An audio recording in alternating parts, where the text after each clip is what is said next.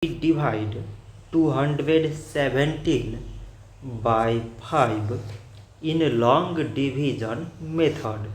So 5 times 4 is 20. On subtracting we get 1.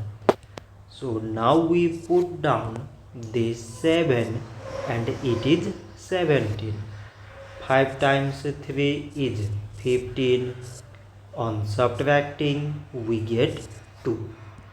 So now there is no any other number to put it down. So we take here decimal so that we put 0. So it is 20 and 5 times 4 is 20. On subtracting we get 0.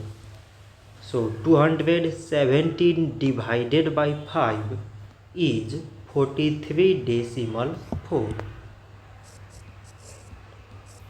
So this much for today and thanks for watching.